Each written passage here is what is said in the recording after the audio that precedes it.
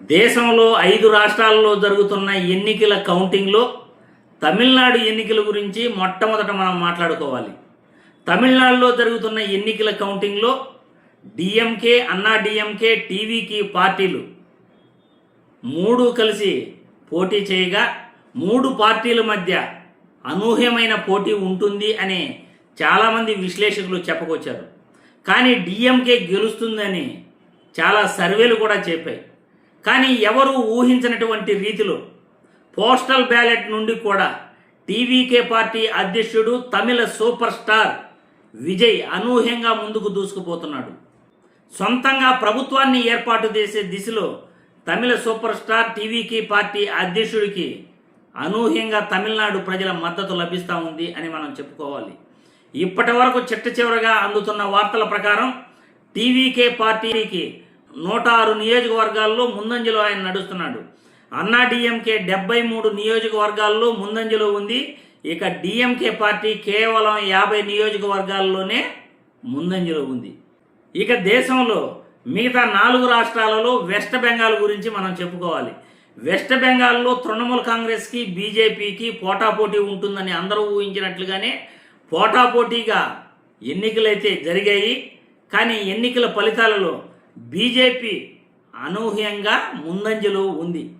బీజేపీకి ఖచ్చితంగా గెలుస్తుంది, అక్కడ ముస్లిం ఓటర్ల మద్దతు తృణమూల్ కాంగ్రెస్కే ఉంటుంది అని చాలామంది కూడా విశ్లేషకులు చెప్పుకొచ్చారు.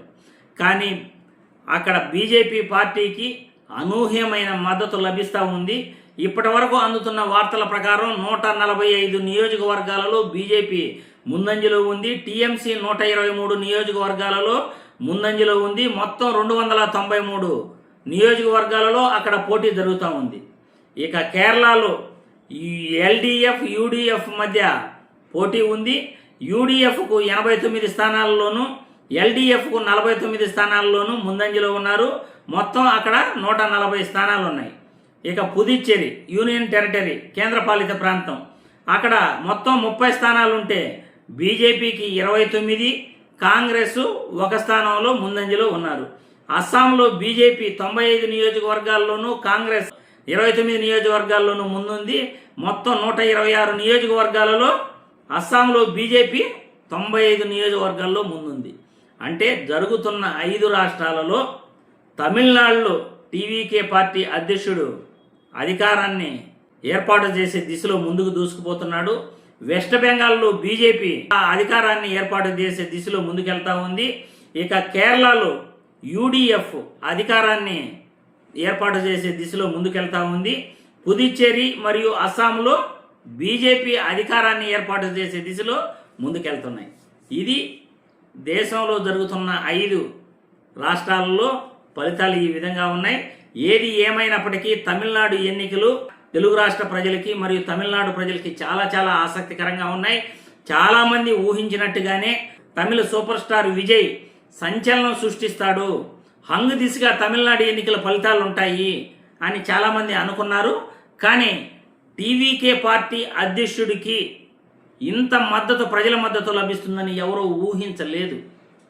కానీ ఎన్నికలలో జరిగిన ఓటింగ్ పద్ధతి చూసి, పెరిగిన ఓటింగ్ చూస్తే మాత్రం అధికార పార్టీకి ఖచ్చితంగా దెబ్బ అనేది ప్రతి ఒక్కరికి తెలుసు. ఎక్కడైతే ఓటింగ్ శాతం పెరుగుతుందో అధికార పార్టీకి అది నష్టం చేకూరుస్తుంది. ప్రభుత్వ వ్యతిరేక ఓట్లు మామూలుగానే ఉంటాయి. ప్రభుత్వ వ్యతిరేక ఓట్లు ఎంత ఓటింగ్ శాతం తగ్గితే అంత అధికార పార్టీకి మేలు జరుగుతుంది. కానీ తమిళనాడు ఎన్నికల్లో ఏకంగా 85% ఓట్లు పడటం వల్ల ఆ అధికార పార్టీకి డేంజర్ సంకేతాలు అయితే గతంలోనే వచ్చాయి. ఇప్పుడు అనూహ్యంగా టీవీకే పార్టీ అధ్యక్షుడికి ప్రజల మద్దతు, సంపూర్ణ మద్దతు అక్కడ లభిస్తూ ఉన్నది. అధికార పార్టీని ఏర్పాటు చేసే దిశగా విజయ్ దూసుకుపోతున్నాడనే మనం చెప్పుకోవాలి.